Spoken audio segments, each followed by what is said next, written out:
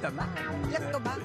Dans son balado Au voleur, Marc-André Carignan a raconté des histoires incroyables de vol. OK? Là, je vous donne des exemples. Ce sont des vraies histoires de vol. Une ambulance qui a été volée par une patiente qui était en route vers l'hôpital. OK. Oui, bon, oui. Guy Mongrain qui a été fraudé par son voisin pour 300 000 $.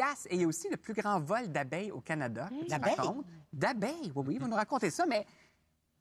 Qu'est-ce qui te fascine, là-dedans? Pourquoi? Et je vais toucher du cambriolages, bois. les vols, T'es pas kleptomane? Non, et je vais toucher du bois. Je sais pas si c'est du vrai bois, mais moi, j'ai jamais été volé personnellement. Bon. Mais l'histoire est partie, en fait, d'une amie qui s'est fait cambrioler pendant ses vacances à la maison. Et quand elle est revenue, tu sais, évidemment, comme bien des gens qui se font voler, tu sens que tu as été brimé dans ton intimité et autres, mais sur son lit, il y avait des vêtements étalés comme si le voleur ou la voleuse avait pris le temps d'essayer des vêtements.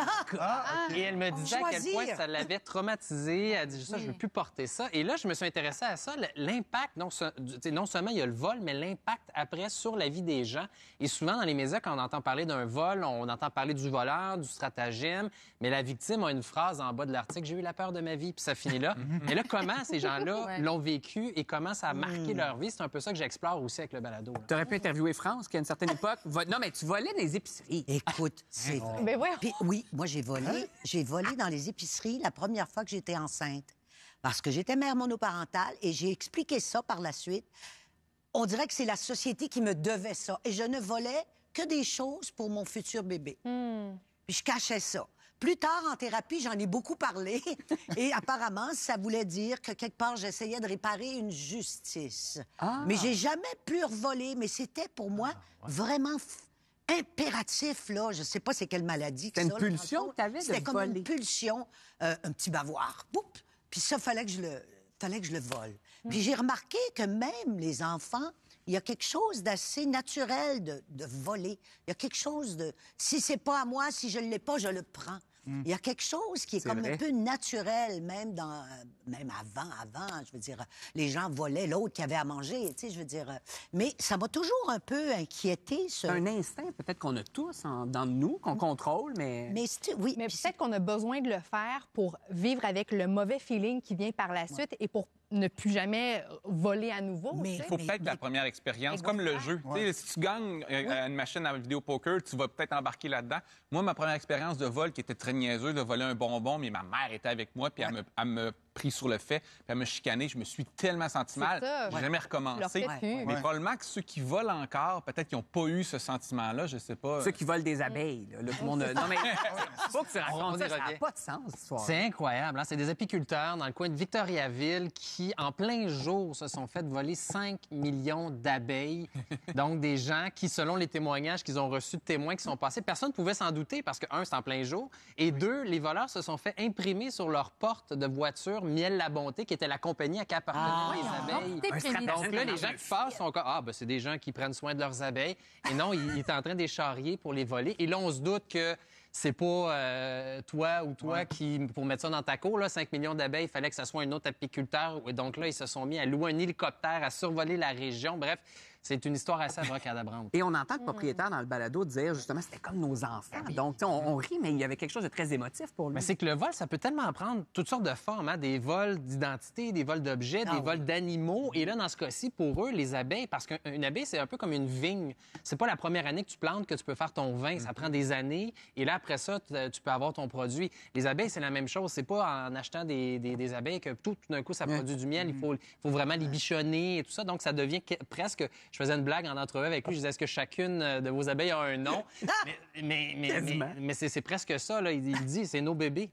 Puis ça, tu sais, bon, il y a les vols aussi un peu plus, disons, abstraits, comme les idées. Tu sais, on a des artistes ici, se faire voler des idées, c'est fréquent en musique, entre autres. Il y a Marie Mainguy, qui, elle, est une illustratrice, s'est fait voler des dessins. C'est incroyable. Elle reçoit tout d'un coup là, un courriel d'une personne qu'elle ne connaissait pas au Portugal qui dit « Es-tu au courant que tes images sont utilisées là, sur des souliers, des chandails par une grosse compagnie en Europe, là, 52 millions d'euros de chiffre d'affaires et autres? » Elle dit « Non, je suis pas du tout au courant. Va voir sur le site web. Et c'est pas des inspirations. C'est un copier-coller. Et donc là, prends contact avec la compagnie et là, tout s'ensuit, toute une histoire. Mais imagine la réaction d'une grosse compagnie comme ça. Tu comprends pas comment ça peut arriver. Là. Je pense qu'elle n'a pas été payée par la suite, non? À cause de la COVID, je pense, la pandémie. Écoute, là, tu révèles un petit punch. Là. Non, mais... Dis pas pourquoi. Ben, en fait, c'est ça. Et elle tu sais, quand le malheur s'abat sur toi, déjà, c'était quelqu'un qui a la fibrose christique. C'est quelqu'un qui est en rémission d'un cancer du sein. Et là, elle apprend ça. Puis elle se dit, est-ce que je poursuis? Est-ce que j'ai l'énergie de poursuivre une grosse compagnie comme ça? C'est David contre Goliath. Et finalement, elle décide de le faire. Mais bon, finalement, ne sera jamais payé. Non, c'est assez incroyable. Mais les médias sociaux, ça permet ça davantage, on dirait, parce qu'il y a plein d'artistes qui n'ont pas encore un gros following, qui dessinent, qui partagent leur illustration. Puis après ça, il y a des grosses compagnies ailleurs dans le monde qui vont chercher le dessin, puis ils le vendent. Donc, c'est les médias sociaux. Mais tu sais, des fois, là, naïvement, mais là, je dis pas que j'excuse pas cette compagnie-là, mais je fais une affiche pour un petit spectacle d'une soirée que je vais faire. Je vais sur Google Images, je prends une image, je la mets sur mon affaire, mais je ne ferai pas d'argent avec ça.